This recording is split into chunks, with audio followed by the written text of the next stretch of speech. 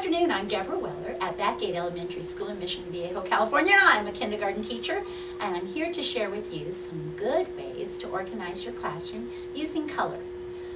I have a 30-to-1 classroom, sometimes more than 30, but it's called an early bird, late bird staggered day schedule.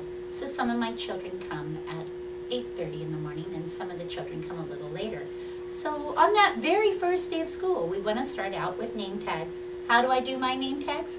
I got these plastic badge holders from a business supply store, yarn, these clip right on, and then I put some tape on their names so that we've got these instant name tags ready to go at all times throughout the year.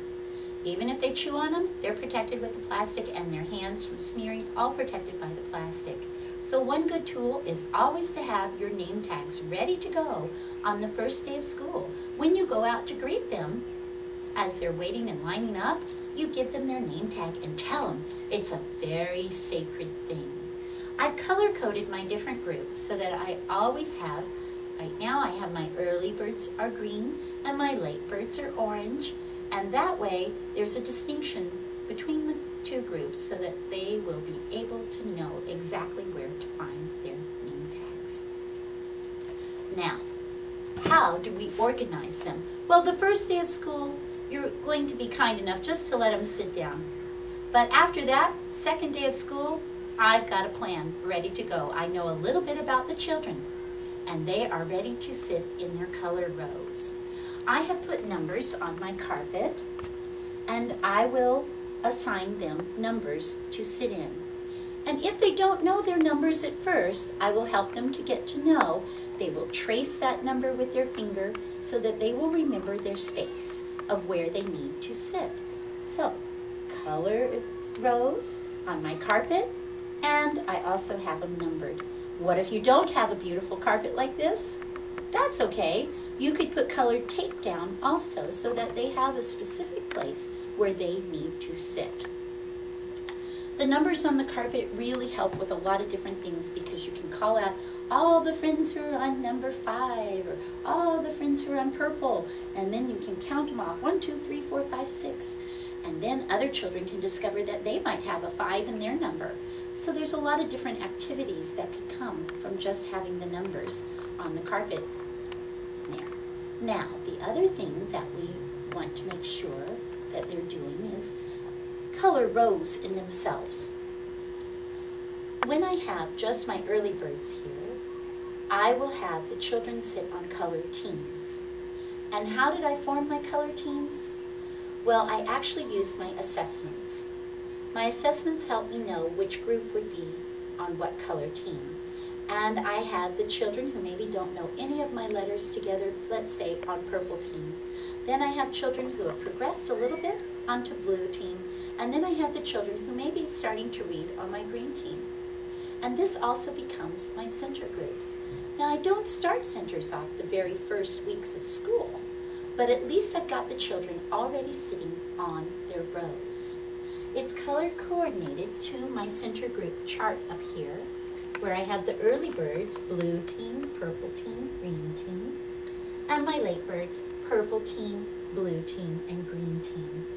This is flexible throughout the year as we might need to change children from time to time.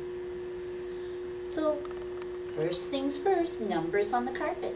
Color team rows that they know they're sitting on. Well, how do I use those color team rows? When they're excused to the tables to do their work, they are excused by color team rows. Would the purple team please line up at the door? Would the blue team get up and walk over to table number 2? So that way it becomes a management tool. Would all of the friends on the blue color stand up, and we're going to clap out the alphabet together. So there's a lot of ways that we can organize them by using the color teams. At the tables, I have also organized the room by placing stars, color stars, at each table. So the purple team knows that they come to table 5, and it's the purple. So purple team, please go to your work table. And off they go to table 5. As well as we've got blue, we've got red, and the colors are around the room so that these stars designate the table that they are to go to. Instantly, purple team to your team row. That way, they're not wandering in the classroom trying to figure out where they're going to go. Does this take practice in the first weeks of school? Absolutely. We don't expect them to come in prepared to do this. So we have practice time. Okay, we're all go. Does this take practice in the first weeks of school? Absolutely. We don't expect them to come in prepared to do this. So we have practice time. Okay, we're all going to practice where we need to go and sit. All the green team friends, go and sit at your table. All the blue team friends, go sit at your table. Then we come back and make sure that we find our places. At the tables, I have also utilized some name tags to help. And these name tags have the children's name and pictures. I take the pictures on the first day of school.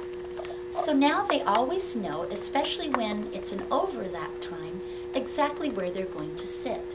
I just use a little tape on them, and they're laminated so that they're protected. And then, if I need to adjust and move it around when friends start getting too chatty or they can't get along, I have the option of mixing up the teams from that time. So those are the things that I will use to help my children in the classroom, knowing exactly where they go every day. And believe me, I start this the first week of school, and then they know exactly what they're supposed to do. I call it kindergarten boot camp.